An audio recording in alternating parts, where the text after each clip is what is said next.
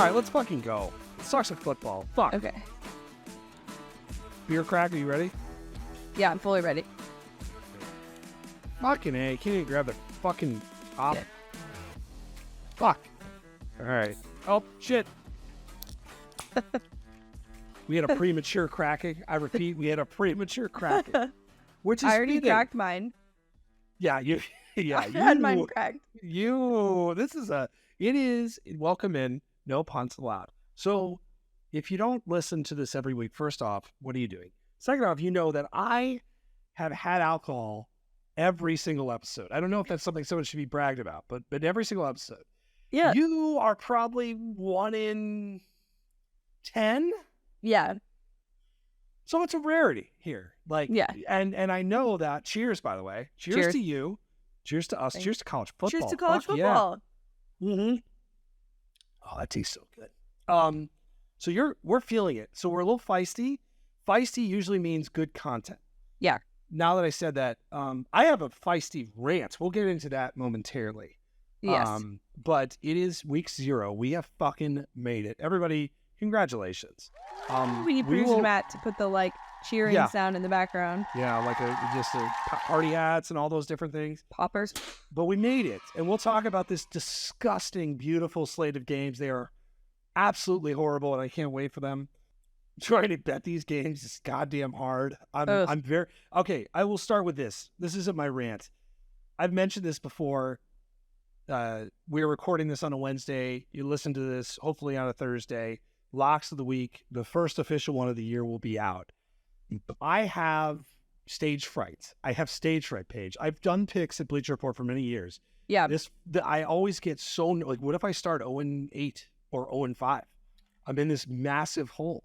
Okay. I really want to start well. I really need to start well.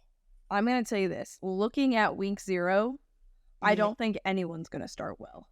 Because it's gross, but week 1, we can make some money. Okay, you're already there. Oh, I looked at week 0 and went, okay, we're gonna take this as a test run. We're gonna have some fun. We're gonna enjoy the ugly football that is going to be played. The spreads are massive, so either a lot of people are gonna be really happy, a lot of people are gonna be really mad. You're gonna have people far up. It's not as easy to bet on this stuff. But week 1, we've got some. I just got a text, by the way, from Jason, neighbor Jason, who wants to know, this is just hot off the presses. Are you going to drink any beers during week 0 or just wait until week 1? Jason, I will text you shortly. There's going to be some motherfucking beers, okay? Yes. All right? Week 0, you got UMass in prime time. Okay, this is the sickos week. All my sickos out there, yes, let's do this thing. But I do, okay, we begin with a rant, and we're going to talk SEC today. We're going to really lean into the SEC because there's a lot to talk about. There's a couple other things. That's why we gave them their own show. And also listening to last week before you get into your rant, I was laughing because it was supposed to be an ACC or was it ACC and ACC and Pac-12? Big Ten. Oh, there we go. And we barely had time for it. I looked down at the clock and we were 40 minutes into our ranting about other things. Yeah. And I was like, this is so classic us. But sorry if those were your conferences. We didn't give them as much love. We'll get to it. Okay. We'll talk about everybody. Yeah, we should maybe talk a little bit about Harbaugh. We should talk about some of these other things. But let's start with something that I absolutely fucking hate. Okay. F-bombs already. I'll try and keep it calm. My kids wanted to listen to the podcast the other day in the car. They're like, we want to hear you talk. First off, I don't like the sound of my own voice. I don't know about you. If I do videos or whatever, I've never been I've done it. It's happened. It's great. I'm happy it happened. I don't want to listen. So they're like, let's listen in. So Kaylin puts it on and I'm like, ooh, you know what? Maybe skip this part. You mean Kayla was also listening to the podcast? Oh, she put it on. Well, because we're in the car, right? So, and I'm like, if they hear me drop an F-bomb, it's gonna not go over. Well. It's okay. over. I have a potty mouth, but with my kids, I'm pretty good. The on and off switch. We should put, you know how people on podcasts will put timestamps for different things? We should put a timestamp of no swear words between this section and this section. So you start the podcast. Because at the that whole time. thing, yeah, We were can like, do I'm that. like, no, or no, it's like no. safe for kids, like the YouTubes. You have to like Or select if this video is safe for kids or not. But I could just be an adult and not swear. I we mean, could that could be try. also because Let's you try don't next normally episode. swear. All right, fine. But Next episode we'll try. I'm gonna probably swear about this thing. So I'm Okay. breaking my own rule immediately. We're getting into the college football season. We're Yes. getting into the fall. We do this thing when we get into the college football season in the fall where we talk about fall weddings. Okay? Fall weddings. Horrific. Don't do fall weddings. I've seen rants from like big time media people talking about like how horrific fall weddings are. And okay, I got married in the fall. Full What's your wedding anniversary? September. September 12th. September. Okay. I was just making sure. Yeah. Jesus. I actually had to stop. It's like when I go to I had to take my kids to the doctor. Like, what's his birthday? I'm like, it's November 30th. They're like, what's year? I'm like, fuck. You have 3, so to be fair, that is a lot to remember. Yeah. So, they add up after a while. like, oh my God. But that's not even like real fall, but continue. That doesn't, yes. So we got married. It was amazing. And it was like one date. September is a wonderful month. This was a long time ago. I've been married for almost 11 years. Okay. Wow. So, I know. I'm an old man. Wife wanted to get married in the fall. It was a college football Saturday. Of course I want to get married in the fall. Right. Okay. It was great. So I don't get it. And I'm very interested to get your thoughts on this. We put up this like fake, I don't know if it's machismo, like we ain't getting married in the fall, boys, right? Fuck fall weddings. Like, we can't be serious with this shit, right? Like, I love college football more than any of these people saying it. I will put my fandom to the test. And if you tell me, if my good friends tell me, hey, I want to get married in the fall, I'm going to say, oh my God, dude, I can't wait. Probably going to have some of the phone action going, but like, I'm there. We're going to drink a million beers. So this can't possibly be real that people think this. You hit right on it. I think the fall weddings, like hatred, was fine in times where like streaming wasn't super accessible. And I don't know. I personally don't want to get married in the fall, but it's also because that's like my busy season. So I'm like, hey, that kind of feels very stressful. I don't necessarily want to do that. I have 2 weddings in October. Usually I view it as a frustration because I want to go to everyone's wedding, but I can't take that many Saturdays off because of work. But if you're just doing it because you want to watch and it's not your job, it's a little like try-hardy to be like, oh, I don't want to go to so-and-so's wedding because, you know, it's the biggest slate of college football this week. It's like, I can't miss Auburn playing Mississippi State. Like, yeah, that's kind of gross. Kidding me? I will say I do understand the guys who don't want to go to the pumpkin patch or the apple orchard or whatever on a Saturday or a Sunday. I get that. Like that. Like, if I do that. Yeah. We do that shit, but we do it before 11 a.m. Central. Okay, but right? Some people live on the West Coast and football starts at 9.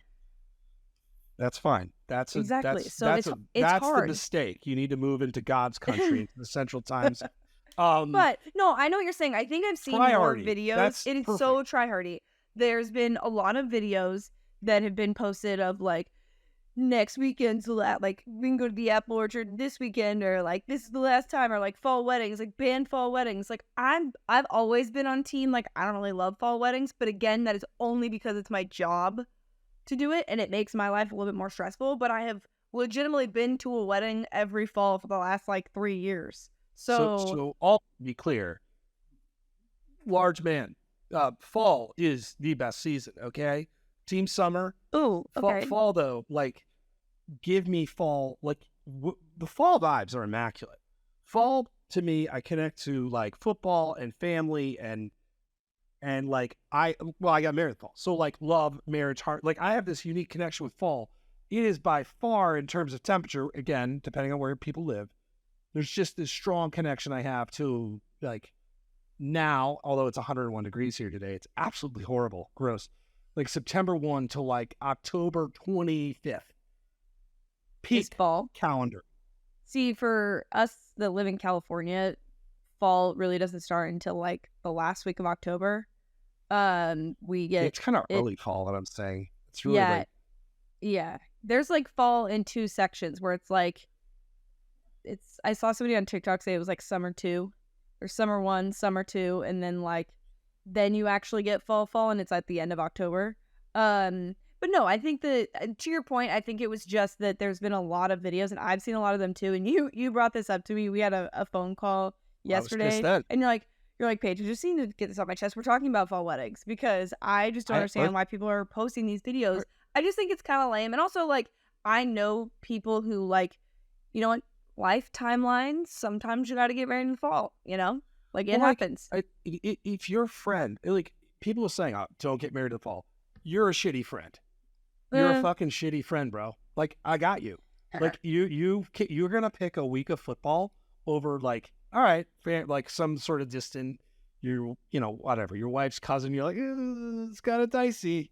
But you gotta, like, life can't be this simple. And this is like, what is this, like a football fandom contest? Like, no. Yeah. I really fucking love football because I think fall weddings are bad. Like, congratulations, buddy.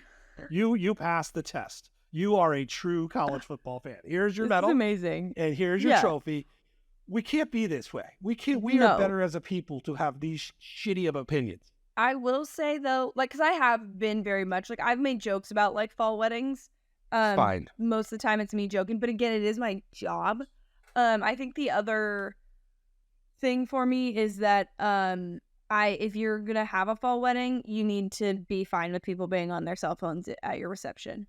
Oh, okay. That's or like if they're a couple rows back, if they're a couple rows back at your ceremony, I don't care. So long as it's on mute, I'm not going to tell you not to watch sports while you're at my wedding. That would be very ironic if I was like, no phones, no streaming, anything. I'm going to get married on the most boring weekend of sports of all time. I really got to find it. It's definitely going to be 1,000 degrees because it's going to be in the middle of summer. But I will not be getting married in the fall, just as a personal preference. For sure. I'm not ranting. I am not even ranting against that. I'm ranting against the videos. Yes, the videos, the content being made that's like, fall weddings, like fucking nerds, fucking like, are we kidding? Are we kidding right now? Get married whenever you want, to whomever you want, however you want, wherever you want. Invite whoever you want. It's a wonderful day. It is truly, not even hyperbole. You like, if you have friends that are saying I can't come, they're really good friends because it's in the fall. Fuck those friends too, by the way. I'm kind of wondering if this is us getting old.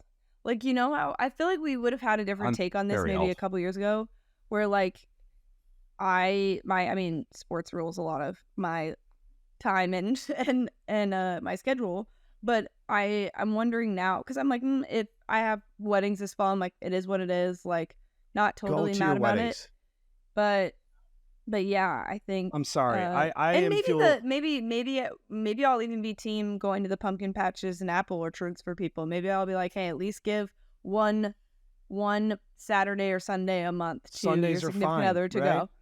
I will say we sacrifice a lot for Saturdays. So I have watched like far less NFL. We have to. At least I have to in my family situation. Like Saturdays are busy. So Sundays are like, I would love, you're exhausted, right? Like getting into the year and you're like, no, like, but you pay to play. Now, this is work, but like my kids don't give a shit if it's work or play. Like it's go time, it's entertainment time. So yes. Here's the other thing. We are going to be busy this Sunday, this season on Sundays. Sorry, I need to get that out. Words are hard. Today's a rough day. If this is your first ever time listening to our podcast, I'm so sorry. My head hurts from yelling. We are going to be doing AP poll reactions for Bleacher Report, so just heads up, everybody. We will be in the BR app on Sundays. This just a lot of fun, by the way. I love that. We have so much fun with it. We enjoy the lot because in the live streams, for those who have not seen them, there is a comment section, like a live comment section, and we like read through it and react to the people that are commenting in it. And honestly, it's so fun for you and I because we don't take ourselves too seriously, and the comment section is just wild. And especially when you're talking about like AP poll, and then it does turn into college football playoff. It is always funny to see the reactions to some of our takes every week, and especially going over, you know, games and things, and everybody thinks that you're a homer for whatever team that you actually aren't a homer for. It's the best. I kind of love it. I like it. It's like a high. I get like a high off of those live streams on Sundays. No, so do I, and that's why and we do love football. This is the thing. There is somewhere an intersection here where fall weddings are fine, and I am going to spend my Saturday watching UMass versus New Mexico State. Yes. I think I'm going to take UMass, by the way, and I may take them on the money line. We'll get to that. Yeah, but you can love football and be a huge football fan and be okay with going to fall weddings. And not be a huge douchebag.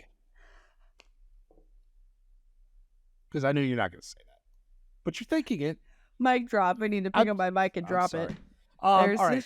So let's move on because fun. I could just get mad. I gotta get happy. This is a celebration. Get happy. But it feels good, to be honest. It's been a kind of a tough day. It's been a long week, you guys. Prepping for college football, it's really been a time. Poor Kramer, his editor is working him so hard. He's writing four times this week. I do think this is an interesting, and it actually used to be even harder when we would write profiles. The summer was intense because it was traveling. And writing, and you get all this stuff in, and by the time you reach week 1, you're like, I'm cooked. I'm not cooked. I'm really excited, but I do get nervous energy. So before we hit SEC, let's just do Harbaugh. I do have a take on this, and I actually wrote it. So Harbaugh, they're self-imposing a 3-game ban. Yes. Which is really interesting. And I have a question for you about this. Mm-hmm. Does this make? Do you think this makes Jim Harbaugh less likely or more likely to be gone next year? Does this do anything? Or does this just Michigan's trying to get ahead of it? So be it. I think they're trying to get ahead of it for their own personal benefit but Jim has put them in a bad position, and I believe that this will lead to him more likely leaving because this self-imposed 3-game thing is not going to affect their season this year, but the stuff that the NCAA could decide on its own could be a little bit more of an issue. And I don't think that Michigan or Jim want to deal with that, especially when there's other options for him. I'm back and forth on this, and I've talked to people on Twitter about it too, because I see this, and it's Michigan trying to clear the decks for next year if there is a new head coach. I will say that just the general annoyance of this, and Jim Harbaugh's inability to accept a punishment or admit a punishment, I do wonder if we're reaching a point of him just saying, fuck having to deal with any of this. I'm out. Yeah. No, I genuinely think that's real, though. I think a lot of people can see the writing sort of on the wall in this point, because it's that he clearly hasn't handled this well. This isn't done. This isn't over. The NCAA is not going to just be oh, okay, you win a national championship this year, which, could be someone's hot take, maybe.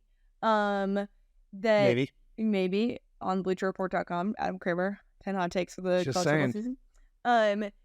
That's not just going to make it go away. So I think, I'd be interested to see how the season pans out, because this could be ugly if it's not it's college football playoff or bust. I don't think it's going to go poorly, but you never know with injuries and things like that.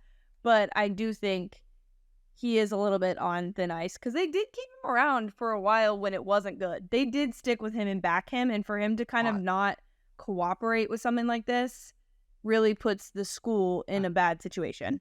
I think he's got a great roster right now, and it's probably going to be a really good roster next year, but it does feel like with the running backs, they're just really good. J.J. McCarthy, if he's better, again, no secret, I think this team's awesome. A lot of people think it is. Depending on your expectations, team's going to be really good. Really? So can he, if it's playoff appearance and national championship appearance, or if they just win a bunch of games, can he ride that to an NFL job? Yeah, probably. He's tried, actively tried, aggressively tried. Yeah. And Michigan, in some regard, has felt a little bit like a fallback. It's been a hell of a fallback. So it just feels like this marriage at some point is going to end. I think this is it. I really do. And it has kind of been crazy to me that NFL teams haven't given him a job yet, whether that's him or whatever. I don't know. But weirdo aside, and there's some stuff there, he would be such a better hire than so many of the coaches now that have NFL jobs. Well, it's so interesting too, because I was literally just having this conversation with somebody, and they asked if I thought that potentially Jim Harbaugh could go somewhere else in college football, and I was like, absolutely not. That's like, No. and also, where would you go? Like, why would you want to go? But the NFL, like, whatever job he wants will be his. Yes. I think I know there's a lot of stuff, but if he does make back-to-back playoffs, I think, and he's open to it, I think that, and it seems like he is, I think that he will be able to get whatever job he wants, and like no job in the NFL is safe. No coaching job is safe. Like, it doesn't matter who you are, how good of a team, bad of a team you have. Nothing is surprising anymore in terms of people getting fired, and if they think Jim Harbaugh is an option, I could easily see him moving quickly next season to the NFL. It just makes sense. I have one more thing I wanted to bring up, and yes, I wanted to get your level of, I'm not going to say the F word, it's a lot. I've hit my quota. Your bleeps given. There's a story from, I believe, Pete Thamel on ESPN about Caleb Williams. It's like a little mini Caleb Williams profile. I've not read. And the basically asking him about his decision with the draft, 2024 draft. So this guy, largely considered one of the best prospects, I don't know, since Trevor Lawrence, or you know what I mean? Like, really, really good, right? Yeah. And one of the best QB prospects we'll have seen in the last 10 years. And his answer in the 2024 draft is, we'll have to see. We'll have to see is the direct quote from the story, which I haven't actually read in full yet. And people are running with this on Twitter. Can you imagine him coming back? And so it is tantalizing as a college football fan. And what I'm wondering is, is NIL, and we don't know exactly the details of his NIL, but we know it's probably fucking crazy. Are we actually going to get into a position where he can say no to being the number one pick, depending on who it is? Or is this just him saying what probably just needs to be said right now? No, this is what most quarterbacks have said. They go, we'll see, we'll see. I believe even Trevor Lawrence in his situation, and like anyone who's been draft eligible has said this stuff, even though we've known they're going to be, a potential number one overall pick. I do think college football, social media, and media members are going to use this as there is a possibility he could stay because NIL and blah, blah, blah. And look, that is true of certain things, but not of someone who could potentially be the number one overall pick. There's just no way. And look, we can old takes expose this later, but our cold takes exposed, I don't care. I do not see him coming back. And I think it's one, just so it's not a distraction, just being like, we'll see. Because again, you're not declaring ahead of time. You don't know what happens. Like, he could get hurt again. And then he is in a situation where he wants to come back. Talk about all those things. But no. I do not think that we're in a situation where NIL is going to be lucrative enough, at least for the top 10 picks in the NFL draft. We tried to do this with CJ Stroud. If you go back to January, where we were like, and we even talked about it, like, hey, this feels a little weird. They're offering him, I don't know what it was, $5 million in NIL. And then in the end, it was like, oh no, man, like, I gotta go. And he was, and we're obviously it's because I will say this. I think we're a little, I don't know what the right word is to describe it. I think we're a little, not naive, but just like ignorant to the fact that biased. We want him to come back. Yes. Well, and I think it's also like we are not thinking about the fact that like being a player in the NFL, specifically a quarterback in the NFL, you can make so much more money than you're making in NIL. I understand that, like, think about how much they make in playing college football, okay? Yes, it's a lot. We're like, oh my gosh, NIL is such a big deal. They can make tons. You can still make more than that being in the NFL, and you're also not risking, you're still not an amateur. You're not there's so many other factors that go into this, insurance-wise, what, even just like skill-wise. Second contract. Yeah, like it's just, you're giving yourself so much more of a buffer to be a professional athlete, and you're still going to make that money. It's not like he's not going to see, endorsement deals being, you know what I mean? Like, look at Justin Herbert, and then soon to be Joe Burrow. You're the number one pick. You are financially secure for life. Like, it is great. But Justin Herbert, I don't know what his I forget when his contract is, but it's absurd. Right, it's like, I think $50 million a year, whatever it is a year. Yeah. Like, and it's mostly guaranteed, like that is why you go. So I get why we do this, because we love the idea of Caleb Williams. Totally. This is a college football podcast saying, you know what? I love you guys. I'm going to stay. The reality is that is not happening. He is trained. He is media prepared. Media prepped, yep. So he's not going to say this is my last year. That's a distraction. Again, like you said, there's other factors. He could get hurt and like, you know, his draft stock could go down. Like there's so many things that could happen that you don't want to put your eggs in that basket, because some people will argue like, oh, we should just say that he's going. But it's like, no, you don't know what's going to happen. My beer's almost done. It's not a great sign. I still got a decent amount. So, but yeah, that's a little, I mean, that's also classic college football Twitter. But you were right. We did probably have this conversation with CJ Stroud, and we were really hoping. But I was Caleb Williams hoping. This early, I mean, that at least was at the end of the year when he hadn't declared. We were like, what's going on? You know? No, I think I'm actively hoping. Like, to your point, it's like we're choosing to be ignorant because we're like, oh my God, this guy's amazing to watch. Just one more year. Come on, buddy. So I think he's going to be awesome, and he should be the number one pick and go make tons and tons of money. And the biggest thing is enjoy him while you can, because you've got like, I don't know, 13 to 15 more games left of him. Maybe. Okay. Let's talk SEC. SEC. It just means more. I think this is a fascinating year. And I wrote for Bleacher Report yesterday, today, about 10 bold predictions. And I want to start off with this. One of the predictions that were left on the cutting room floor was that the SEC could start to cannibalize itself. We've seen it with the Pac-12, and we've seen in the SEC so far, like a Georgia obviously overcome it, and Alabama overcome it. But when you evaluate this conference, even a team like Vanderbilt's better. I'm not saying Vanderbilt's going to like upend the top level talent. Texas A&M should be better. LSU is getting considerably better. Kentucky's a team that people seem to really like that has a little juice right now. There's good teams. Missouri almost beat Georgia last year, right? So is this what? Sorry, I just love that. Missouri almost beat Georgia last year. They did. They sure just should have lost. I mean, but in any event, I'm not going to get hung up on that.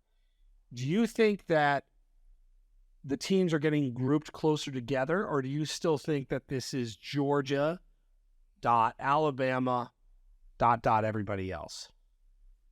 I will say it's getting closer. I still think at the end of this season, we will end up with it being Georgia, Alabama, LSU, everybody else. I will say LSU has joined the ranks. I think last year we got a glimpse of Tennessee, and like we were like, Tennessee, oh man, I didn't even mention them. We were like, Tennessee could potentially make the playoff if they keep this up.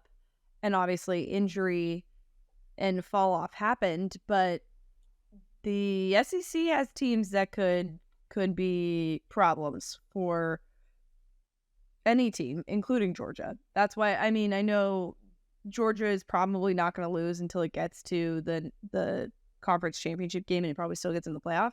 But I still think that there's a way that two SEC teams get into the playoff this year. So which team do you want to start with? Who do you want to talk about first? Let's get it over with. Texas A&M first, because I genuinely, I've seen the hype. Not only did you write about this, but I've seen a decent amount of people having faith that Bobby Petrino is going to be the answer. This is going to fix things, being healthy. They do have a very talented roster, but I'm just not sold.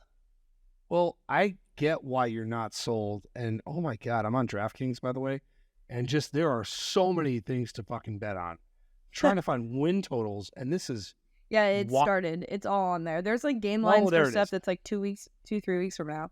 All right. So Texas A&M's win total is 8. And it's over -115, under is -105. We won't do the schedule by schedule thing because we've done it and we want to talk about more teams. If not now, then when? Right? If not now, then when? I think I had that same conversation about A&M last year, but I really like this roster. More than I should. And people who I respect really like this roster. I don't know what that means. There's just like there's too much talent to be as average or below average as they've been. I guess like my question is like, what is the expectation for Texas A&M here? That's a great question. Because I think like we've talked a lot about like, oh, we think they'll be better, but like what is the expectation here? Is the expectation to, be in the college football playoff conversation? Is it, I mean, they play Alabama, so is it just to beat Bama again? Like, what is the expectation? And what will Texas A&M fans be happy with and view it as a successful season? Because, like, you do play in the SEC, and there are other factors, and there are very good teams. What are the genuine expectations for this team, and what would be considered good and what would be considered bad in this? I think that's a great question, and I'm not sure there's a team that has differing opinions wider than this one. Because if this team wins 9 games and is competing, the roster is still young. They're going to be a top 5 team next year. Like that's, but they're paying their coach, whose buyout is still like $70 million, to win and compete for titles and make the playoff, right? To me, this is a bridge year in a weird way till next year. To me, this is a year that if you want to be taken seriously, you have to produce serious results. Yeah. So I don't think this is a year to win a title. I think this is a year, though, to set up to win a title with some really young, good players that are going to be back next year. So I took a look at their schedule really quickly, and I would say a successful season, in my opinion, would be 9 wins. 9 wins would be a success. It's not an easy schedule. But, like, this also has a chance to go fucking bad. And that Bobby Petrino and Jimbo red-faced yelling at each other, your offense being shit, your defense not being good enough. Basically, what we saw last year, but with more sideline shots of your 2 coaches fighting, right? Yeah. And, I mean, 9 wins is giving them at least one top 25 win, where they probably will not be. They could be favored depending on how this started the schedule, in the Arkansas game. But Arkansas is not an easy team to beat. But I don't see them. It's at Arkansas, but I don't see them. I don't know that they beat Tennessee. I don't know they have to go to Ole Miss now I'm too. playing. No. I genuinely think. Okay, so I went through, and we've got their first game of the season against Sam Houston. Win. Or no, that was their last game. Texas A&M, New Mexico. Win. Miami. Win. Monroe. Louisiana Monroe. Win. Auburn. Win. Arkansas, I'll give them a win. Alabama lost. Tennessee lost. South Carolina win. Alabama is at home now, and they've given them fits. I mean, you want to know what the expectation is? If you can beat Bama. If you're 5-0 going into the Bama week and you got that game at home, shit could start to get real. That's an interesting moment, right? I think they lose. I'm giving them lose the L. to Tennessee. I'm giving them the loss to Bama and Tennessee. Then I'll give them South Carolina. I'll give them Ole Miss even. I'll give you Mississippi State. Now shit starts to roll downhill. And then I don't even know. Abilene Christian, and then LSU. But that's 9 games. If you give them a win against either Bama, Tennessee, or Ole Miss, then that's 9 games. And the line is very perfectly set there, by the way, because it was 8.5, right? It's 8. So to me, 8 is. This is an over bet. You give them one of those wins. I will give them. I don't even need. You can give them 8 and still have them lose Alabama and Tennessee, and you're in push territory. But it feels like a safe push. But then you'd have to beat Ole Miss and Arkansas. Yeah, I'm in. Yeah, so I would say back to the team as a whole.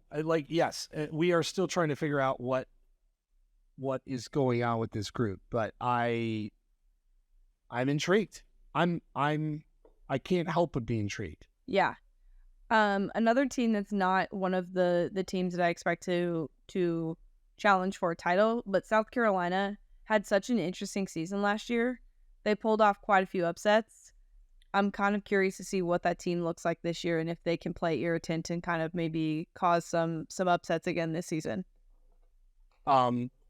So the win total for South Carolina is 6. Over is -125. Under is +105. When you look, I mean, the game versus North Carolina to start is a really interesting game. And then they get Georgia 3 weeks into the season. Like It's tough. But I mean, like on the back end, I feel like the back end they could. I mean, like Clemson could cause problems. They play Tennessee, already caused Jacksonville problems. State is not a joke. I mean, seriously, like Furman is there, and you should beat Vandy and you should beat Kentucky, and they're at home. That helps. But this is a really interesting team. They've recruited well. The Spencer Rattler dialogue seems very positive, by the way. Finally, just people think, and finally, like that we've guy, gotten there. Was the game last year where he was literally the Heisman? Was it Tennessee? Was it Tennessee? I think it was Tennessee, right? Where he just carved him up and he scored like 100 points. So like, Nicholas Harbor, we talked about last week, true freshman. They got some momentum, but they've been kind of a scrappy team, and now they're expected to go from scrappy to good, like, right? Not great, but good. I think it's a fascinating year. It's a swing year because you could lose to, what's that North Carolina line? Here, hold on. I'm going to tell you. That's going to be such an interesting game. I can see them coming out and winning that game. That's like one of the best week one. It's not a great week one, right? I mean, for betting purposes, it totally is, but it doesn't matter. What do you think the spread in that game is?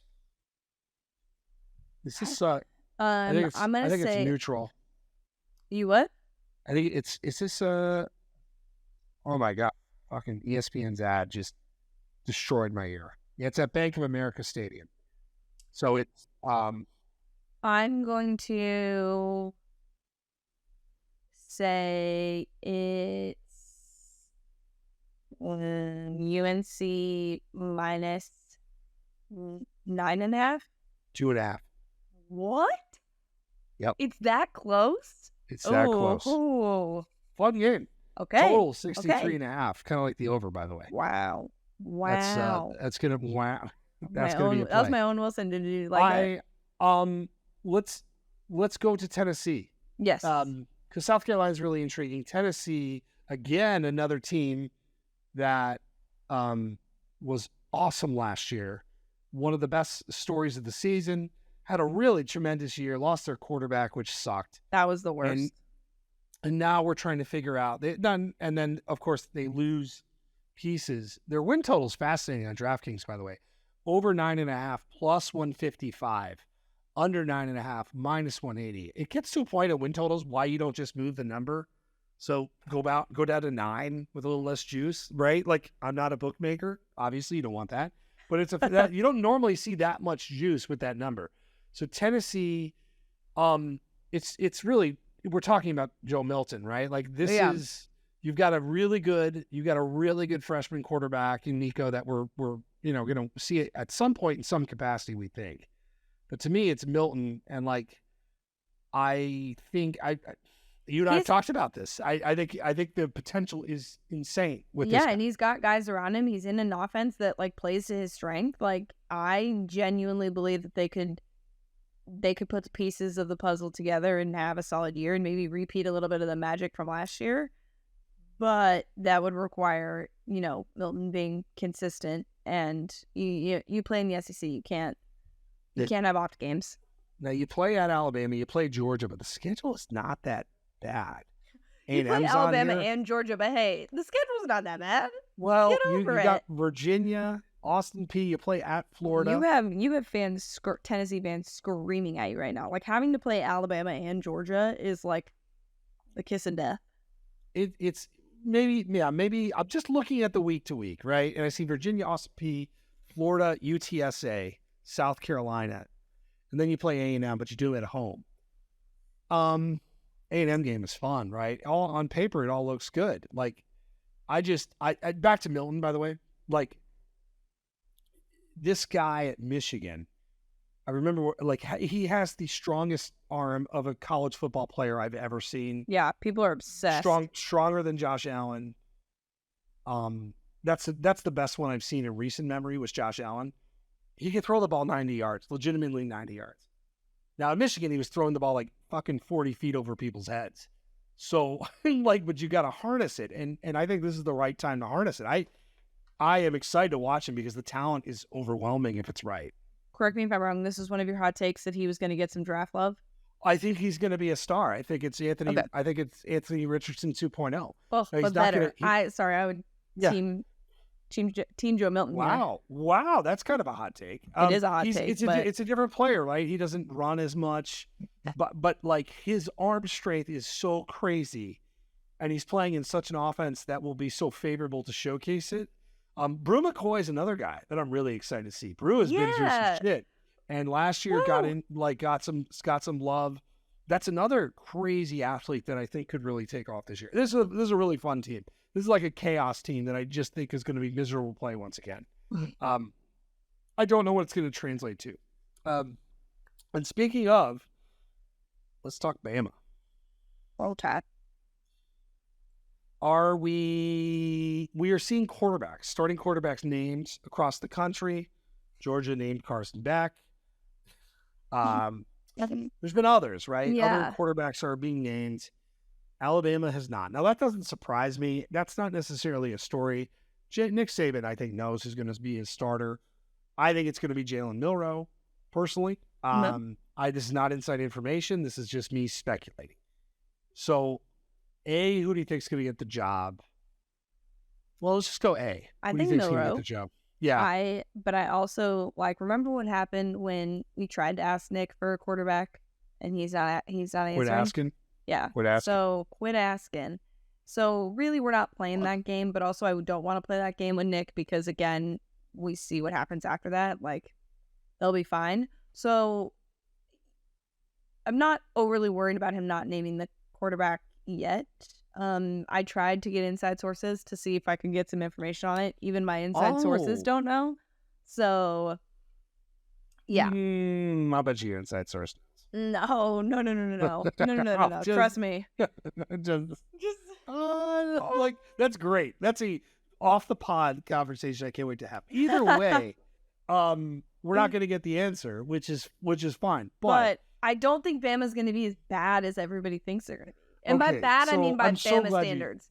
Because everyone is like doomsday. Because everyone's like, oh, no playoff discussion. They've gotten no playoff love in any of even our own predictions. I tend to agree, but I've also, and I'm glad you worded it this way. I can't commit to Bama. I can commit by Bama terms. Wow, right? First person ever. Like, and I love Bama. I'm not quite as Bama homer as you are. Mm-hmm. But I'm pretty close. We've spent a lot of time there. Like we are all things Bama. And when I say I can't commit, if it's like all right, I'm going to simplify this equation. It's a football math equation. You lost Bryce Young, you lost Will Anderson. And you don't exactly have the answers to those equations because they may not exist. Yeah. Now you've got really good defensive players. You got some really good offensive players. You got some good receivers. Why are you smiling? Because you just keep going. I'll respond. I just can't. Can't commit. We had this same discussion when we were talking about Mac Jones being named the starter. Like we literally had this conversation where it was like, look at how much they lost. They no longer have Tua or Jalen. They've got a game manager in it. And just because we saw more reps from Mac at that point, well, it was incredible. Yeah, but again, you were saying like they have good offensive pieces. They have a good defense. They had all those things too. So I think. But they also had some crazy ass last wide year, receivers. but also, yes. But to be fair, like we look at Bama last year, and they had probably the best defensive player we've seen in a long time, and yet here we are. So I think I just am not willing to bet. I'm not willing to commit to betting against Nick Saban just yet. Like, I also think and also because we haven't seen enough for that. Like I don't feel like it's fair to sit here and be like, I think it's going to be as bad. No. This is such an unfair assessment. Like Bama has earned this unique grading, and it's really unfair. Yeah. And actually, hold on. Their win total, because I know the juice has moved around. Let's see what it is. Well, and I will say, watching like SEC media days too, like they are very much being fed in that locker room. Like they're doubting you, have a chip on your shoulder. They doubt you. They don't think we're the Bama that we used to be. That is being used to fire up this locker room.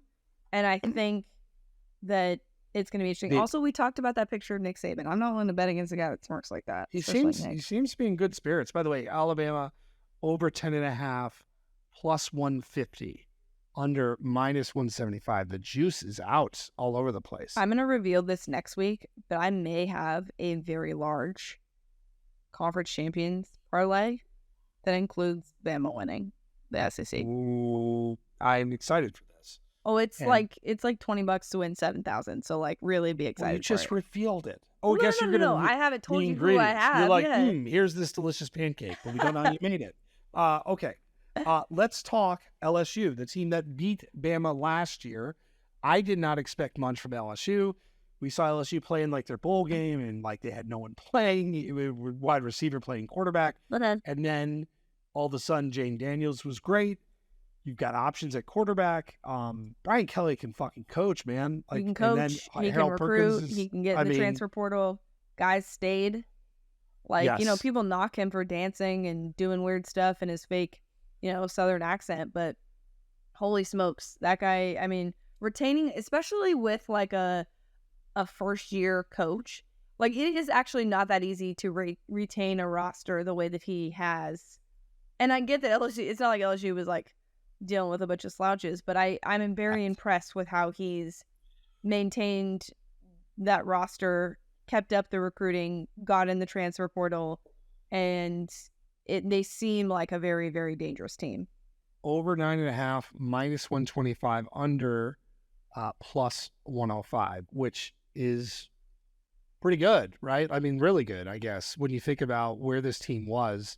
I think, and we're going to luckily be talking about this game here next week, is Florida State in the opener. It's to me, it's one of the more interesting opening week games I can ever remember.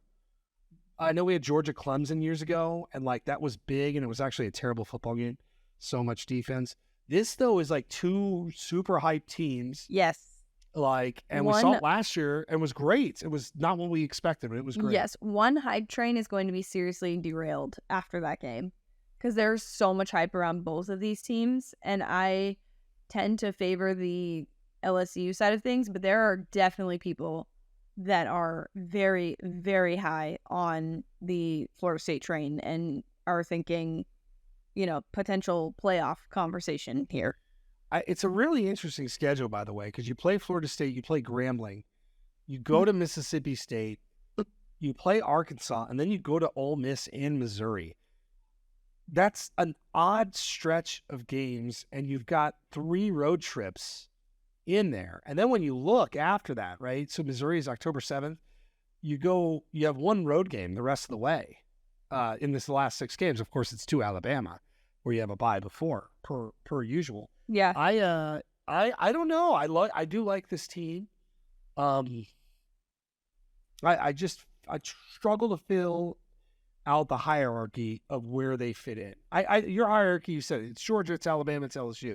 I would agree with that. I think that they can push to absolutely be back in the conference championship, though. I think that's absolutely there. They are legit. But again, there's teams in the conference that we've talked about. Some we've talked about, some we haven't.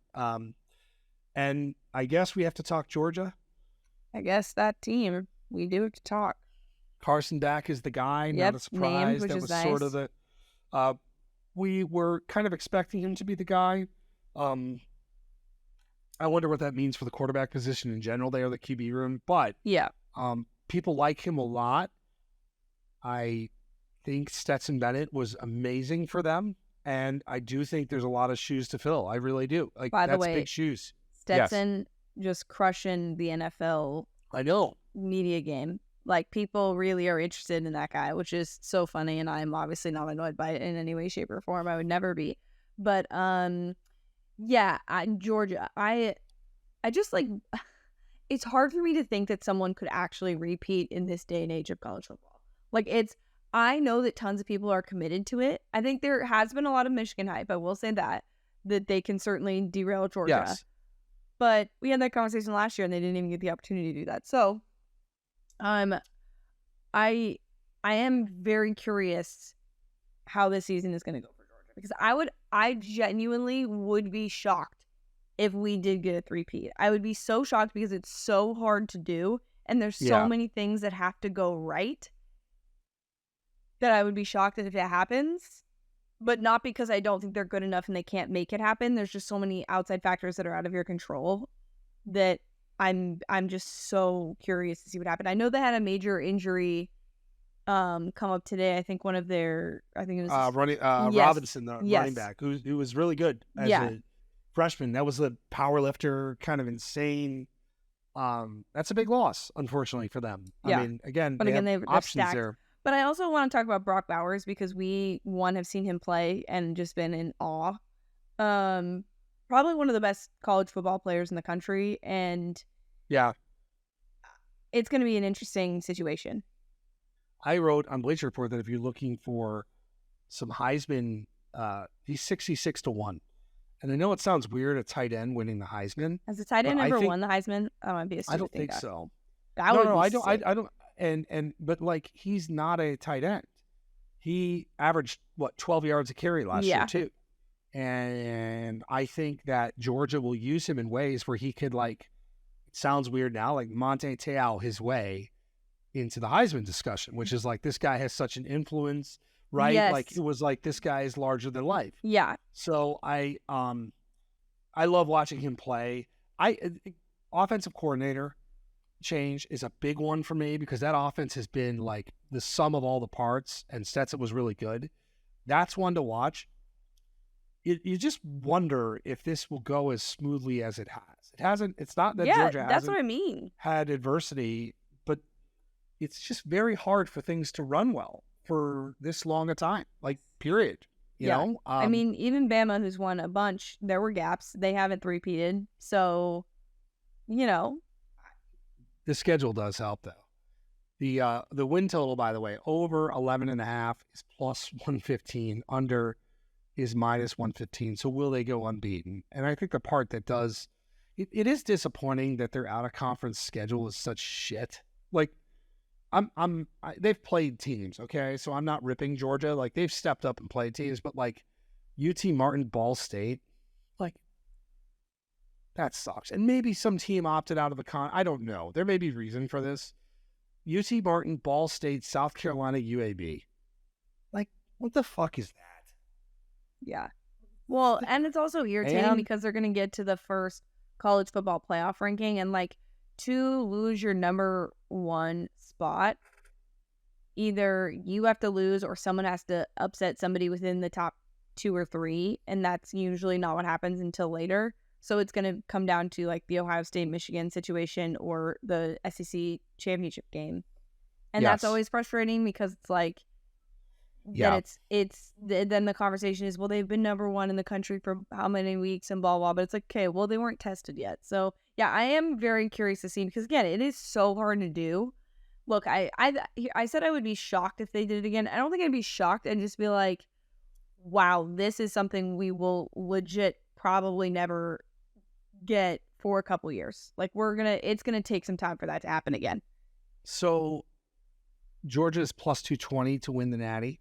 Alabama plus 600, LSU plus 1,100, Tennessee plus 3,000. Leader in the clubhouse when it comes to the SEC. Are you picking? So where are you going with the conference? Like, where do you got? You got Alabama, you got Georgia, you got LSU? In my bet, I have Alabama in my parlay. That's not a complete answer, but go on. But my choice is going to be Georgia because I think they win. I like Georgia to win this conference too. I think the schedule sets up incredibly well. Yep. We need to talk a little week 0, and then we'll leave. So the slate is it's a slate of games. There's football to be played. Okay, I'm not going to do the whole fall weddings guy thing. This is fucking great. It is great. Football is back, but this slate is rough. Okay, it's rough. You've got 2 meaningful teams playing. Yes, 2 top 25 teams. You've got USC playing. You've got Notre Dame playing. Yeah. The combined point spread's over 50 points. Is there a game on here that you're looking forward to? That's kind of a trick question. I do think the UTEP Jacksonville State game will be interesting. Me too. Um, I love that game. I think USC, I'm curious to see their defense a little bit, obviously. And then, yeah, everything else just kind of, sure, I'm here. All right. I am Ohio San Diego State, I think, is actually a pretty interesting game too. Ohio is getting their starting quarterback back, who was good last year. Okay. That's kind of fun. UTEP Jacksonville State, you mentioned. I've been back and forth. I think I'm going to do Jacksonville State. Here's some. I'm just going to rattle them off. These don't count as our official locks, right? We're not starting officially to week 1. Yeah, I don't think it's fair. I don't think it's fair to give official locks for this week, at least on the pod. Well, I'm gonna just throw some things that I have already booked. I'm gonna go Hawaii Vanderbilt over again. Last year, Vandy scored 63. This year the line is 55.5. I think Hawaii will do a little bit more. They only scored 10 last year. Okay. I like that. UMass has some juice. Okay, this line was 8. It's down to 6.5. I'm going to bet the under New Mexico State versus in UMass because Jerry Kill's just going to run the ball like a billion times. I don't know what to do with Notre Dame. I kind of want to play Notre Dame. Or I like Sam Hartman, right? 20.5. Don't we have to? Are you talking about the total? No, the spread 20.5. Like it's our guy. Like Sam Hartman's our guy. Sam Hartman is our guy. 20.5 is a lot of points, and I feel like I can commit to Notre Dame with you. Okay, I can commit to 20.5. All right, let's do it. I wanted to talk about the UMass game. What do you think of that point total? I'll blow it under. You're going under? Okay, I'm going to also take the under on that. That's what I was planning on doing. Yeah. And then USC is 30.5. Are you taking San Jose State? I don't. This may be a game that I'd stay out of. Yeah, because the value is not that great. Like, honestly, it's just not worth it. I kind of want to bet the over, but I just like, it's a big total. 66.5 points. The only other, I might take that over. The USC should be good for 50. I love overs, so I'm taking the under in UMass New Mexico State. By the way, Louisiana Tech, Hank Bachmeier, remember him from Boise? Starting quarterback. Louisiana Tech, FIU, I'm laying the 11. That's actually one of my favorite plays of the week. Oh, we're getting savage with this slate of games. We're getting savage. We're ready to go. We're ready to win big money. It's here. Can't believe this is happening. One note I want to make about week 1. Yes. That we will follow. Camp Rising is kind of a thing. I follow a bunch of degenerates, but it does not sound good that Cam Rising is going to play against Florida for Utah. He's coming back from that knee injury. Uh-huh. Maybe I'm wrong. That's actually a very interesting storyline to follow because we talked a lot about Utah. We like this team. All hope isn't lost. Doesn't mean he's going to be lost for the season, but I'm very intrigued to see what happens there. Yeah, it'll be. I mean, that shifts the whole conversation in the Pac-12. Yes. A lot of Oregon love happening. I've seen a lot of it. I will say too, on Friday we will be live with some of the BR betting peeps. Yep. Talking week 0 locks and fully committing to things. So please tune into that. Awesome. We will keep you guys updated on our live schedule. Our plan for the season is still to have an episode for you every Thursday. We got some shit to announce, by the way, next week. It sounds like so. Yeah, like, folks, it's happening. It's happening. I told you it was going to be week 1. We knew that this was going. It's just the nature of our podcast. We come in hot, but we deliver. So, any random shit, quick random shit. It's been a long one. I don't think so. I feel like hot here. Yeah, I do not love the warm weather. I do want it to be fall. It's crazy. I am not this weekend, but next weekend I will be getting sorry, I just received a text that said I fucking love Bluey. I just got it on my computer. Love Bluey. I know you love Bluey, that's why I said it. My wife is going out tonight. There's gonna absolutely be Bluey. Bluey, yeah. Granny Mobile, for any of the dads out there or the moms.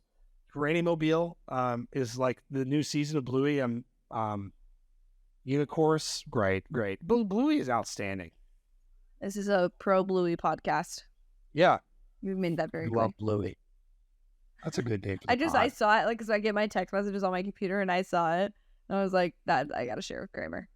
I do too. It's good taste. Yeah, I don't have much other than, like, it's time. I got to finish my locks. I have to go watch my kids. While I finish my locks. Actually, Bluey is going to be thriving here in about 45 minutes, so I can finish writing about week 1, week 0, and then week 1. Cheers. We made it. Super exciting. That's right. Football's here. Football's here. We are excited for it. Enjoy, folks. Whatever your week 0 plans are, as long as they don't include a wedding, right? Or maybe weddings are fine in week 0. Who knows? Either way, enjoy the games.